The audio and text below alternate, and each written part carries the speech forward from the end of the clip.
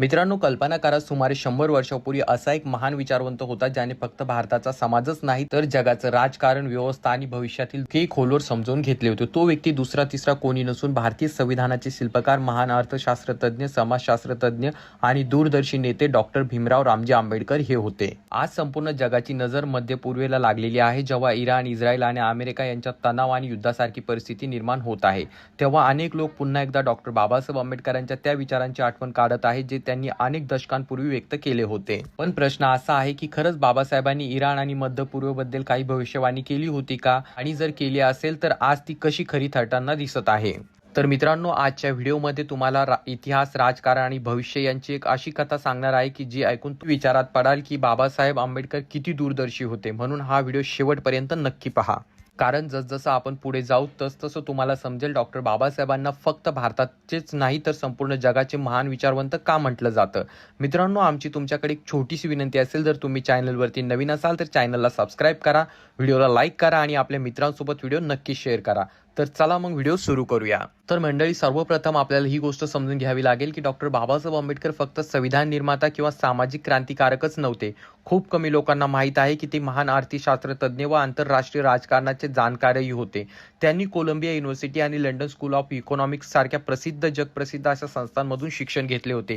इतिहास, धर्म आणि राजकारण यावर त्यांचा सखोल असा अभ्यास होता. बाबासाहेबांनी आपल्या अनेक लेखांमध्ये आणि भाषणांमध्ये सांगितले होते की भविष्यात जगातील सर्वात मोठा संघर्ष केवळ सीमांवरून होणार नाही, तर तो विचारधारा, धर्म आणि भू राजकारणामुळे होणार आहे. त्यांनी विशेषतः मध्य पूर्वेचा उल्लेख केला होता, जिथे इराण, इराक, इस्रायल आणि अनेक अरब देश आहेत.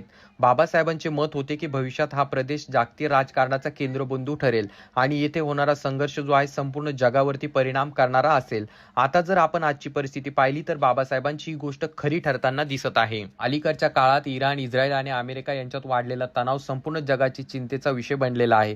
कधी मिसाईल हल्ले, कधी ड्रोन हल्ले, तर कधी जवाबी कारवाई, अशा बातम्या वारंवार आपल्या समोर येताना दिसत आहे. इराण आणि इस्रायल यांच्यातील वैर काही नवीन नाही, परंतु गेल्या काही वर्षात हा संघर्ष अजूनच धोकादायक आणि अधिकच धोकादायक बनलेला आहे. आणि त्यातच अमेरिका देखील या परिस्थितीत काही ना काही प्रकारे सहभागी असतो, कारण मध्य पूर्वेतील तेथील राजकारण आणि राजनीतिक हित संबंध जोपासण्यासाठी. म्हणून जेव्हा आपण इतिहासाकडे पाहतो आणि डॉक्टर बाबासाहेब आंबेडकर यांचे विचार वाचतो, तेव्हा आपल्याला एक गोष्ट जाणून येते की या ठिकाणचा जो प्रदेश आहे अधिकच गुंतागुंतीचा आहे.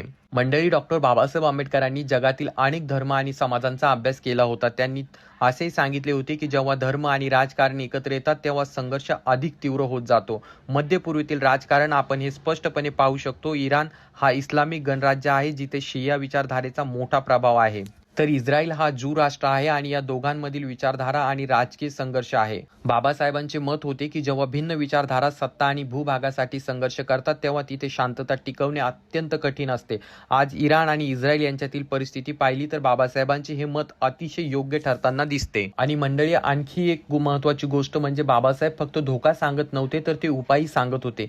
त्यांचे मत होते की जगाची खरी आणि कायमस्वरूपी शांतता जर टिकवायची असेल तर ते तेव्हा शक्य आहे जेव्हा देशांमध्ये न्याय आणि समानतेचे तत्व लागू होतील.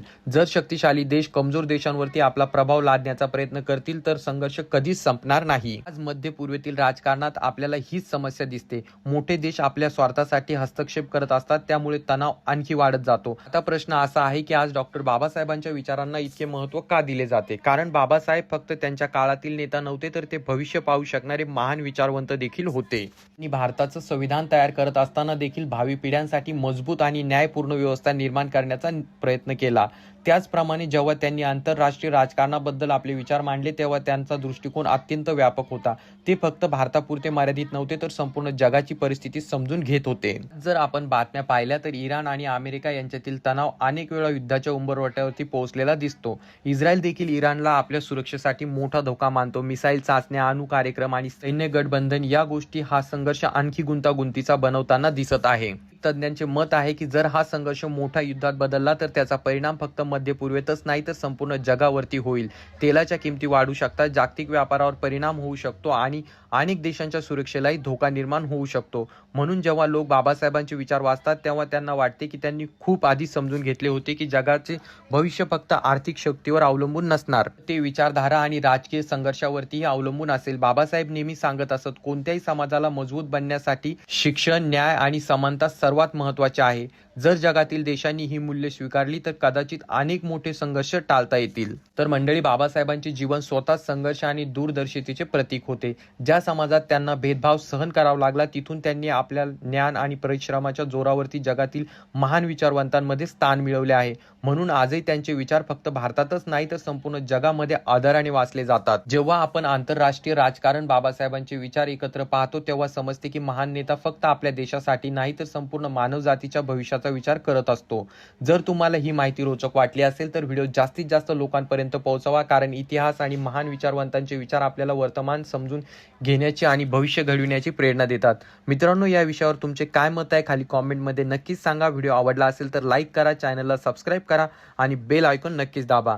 पुन्हा भेटूया एका नवीन व्हिडिओमध्ये. जय भीम, जय भारत.